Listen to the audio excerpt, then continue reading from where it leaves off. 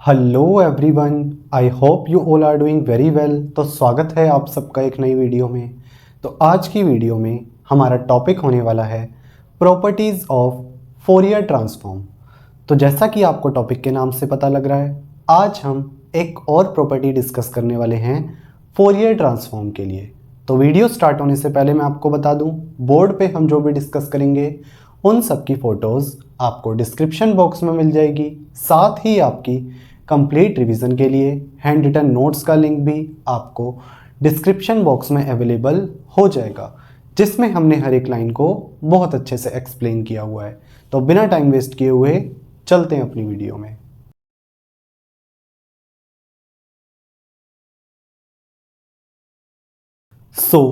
जैसा कि आपको पता है, अब तक हम 9 प्रॉपर्टीज डिस्कस कर चुके हैं फोरियर ट्रांसफॉर्म के लिए, और आज की वीडियो में हम एक और प्रॉपर्टी डिस्कस करने वाले हैं जिसका नाम है मल्टीप्लिकेशन इन टाइम प्रॉपर्टी।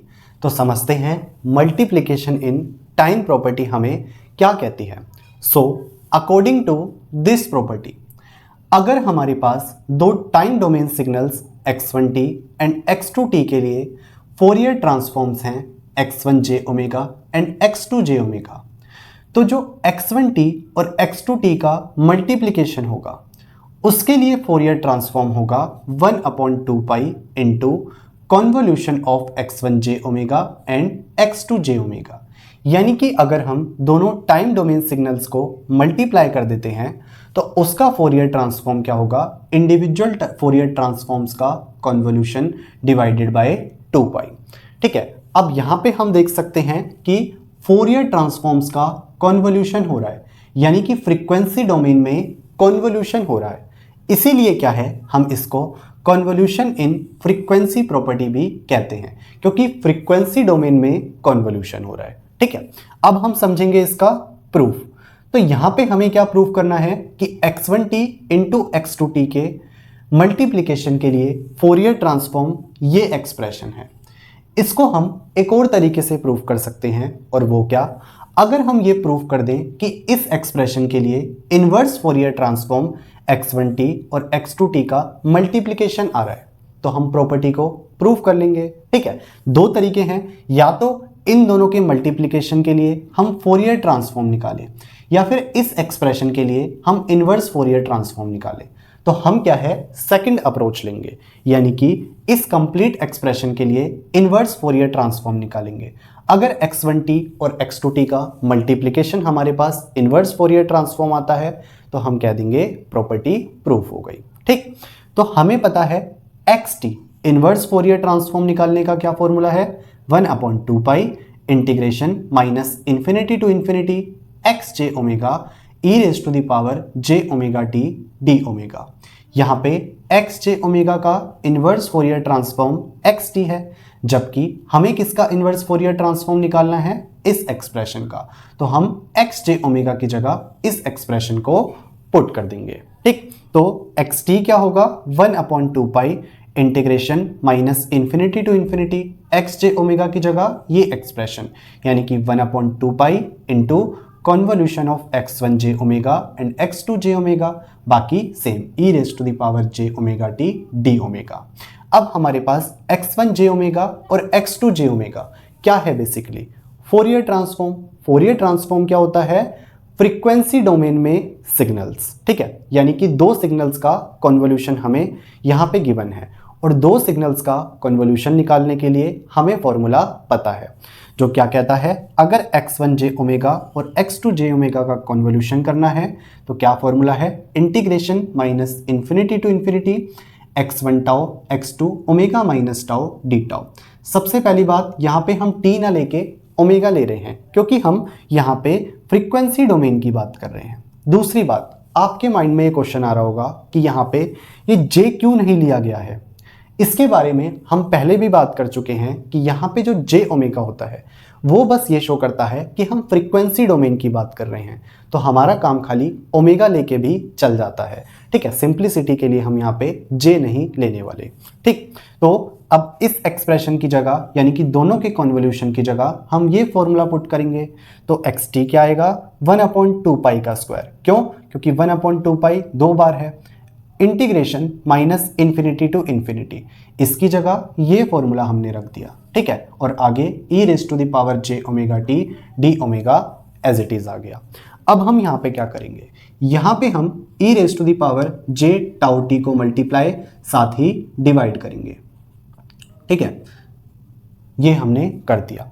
अब नीचे जो हमारे पास e raise to the power j tau t है, इसको हम न्यूमरेटर में लेके जाएंगे, ठीक है, और यहाँ पे इसके साथ मिला देंगे, तो ये हो जाएगा ओमेगा माइनस टाउ टी, ठीक है, क्योंकि डेनोमिनेटर से न्यूमरेटर में लेके गए हैं तो माइनस का साइन आ जाएगा और ये ऐसे ही रहेगा, ठीक है। अब हम क्या करेंगे, इस एक्सप्रेशन को दो इंटीग्रेशंस में स्प्लिट कर देंगे। सबसे पहला बनेगा x1 टाउ के लिए integration and second one will be for x2 omega minus tau, ठीक है। तो सबसे पहले देखेंगे हम अंदर वाला इंटीग्रेशन xt में यहां पे हमने एक 1/2 पाई को ले लिया, ठीक है, इनटू अंदर वाला integration minus infinity to infinity, क्या है x1 टाउ के साथ हम ले रहे हैं e raise to the power j tau t को, और यहां पे d टाउ हमारे पास आ गया, इनटू 1/2 पाई, दो थे हमारे पास तो 1/2 पाई। अब बाहर वाला इंटीग्रेशन लेंगे, integration minus infinity to infinity, यहाँ पे x2 omega minus tau into E raise to the power j omega minus tau t into D omega आ जाएगा। तो इस तरीके से हमने दो इंटीग्रेशंस में इस पूरे एक्सप्रेशन को स्प्लिट कर लिया, ठीक।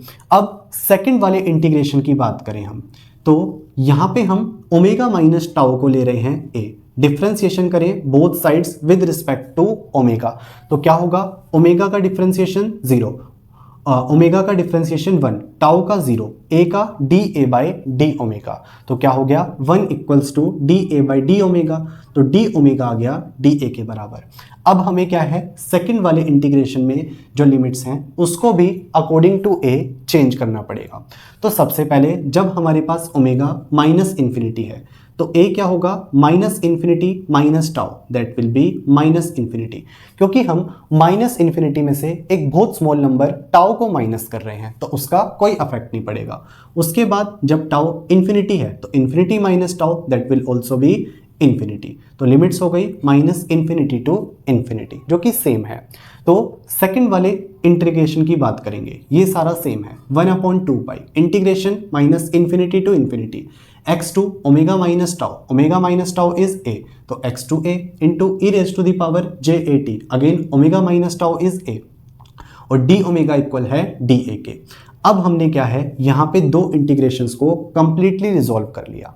अब हम क्या है, ये जो दो इंटीग्रेशंस मल्टीप्लाई हो रहे हैं इसको हम कंपेयर करेंगे बेसिक फॉर्मूले के साथ। तो हमें क्या दिख रहा है यहाँ पे, अगर xj ओमेगा के लिए इनवर्स फोरियर ट्रांसफॉर्म है xt, तो x1 टाउ के लिए यानी कि x1 ओमेगा के लिए इनवर्स फोरियर ट्रांसफॉर्म क्या है, x1t, तो x1t हो गया, इनटू यहाँ पे अगर हमारे पास xj ओमेगा के लिए इनवर्स फोरियर ट्रांसफॉर्म xt है तो x2a के लिए यानी कि x2 ओमेगा के लिए इनवर्स फोरियर ट्रांसफॉर्म क्या है, x2t, तो इनटू x2t हो गया, यानी कि इन दोनों को हमने इस तरीके से रिजॉल्व कर लिया।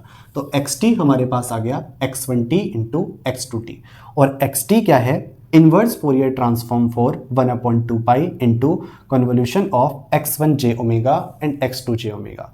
तो इस तरीके से हमने प्रूव कर लिया कि इस एक्सप्रेशन के लिए इनवर्स फोरियर ट्रांसफॉर्म ये होगा। इसी के साथ हमने अपनी प्रॉपर्टी को भी प्रूव कर लिया, यानी कि कन्वोल्यूशन इन फ्रीक्वेंसी प्रॉपर्टी या फिर मल्टीप्लिकेशन इन टाइम प्रॉपर्टी को हमने प्रूव कर लिया, जो क्या कहती है, अगर हम दो टाइम डोमेन सिग्नल्स का मल्टीप्लिकेशन करते हैं तो फोरियर ट्रांसफॉर्म्स का कन्वोल्यूशन हो जाता है विद डिवाइडेड बाय 2 पाई। ठीक है, तो ये थी हमारे पास मल्टीप्लिकेशन इन टाइम या फिर कह सकते हैं कन्वोल्यूशन इन फ्रीक्वेंसी प्रॉपर्टी, जिसको हमने एक्सप्लेन भी कर लिया, साथ ही प्रूफ भी कर लिया। सो आई होप आपको आज का लेक्चर समझ आया होगा। बाकी आप नीचे दिए नोट्स पढ़ेंगे, आपको और अच्छी अंडरस्टैंडिंग मिलेगी। तो आज की वीडियो में इतना ही, मिलते हैं आपसे नेक्स्ट वीडियो में। Till then peace out, thank you.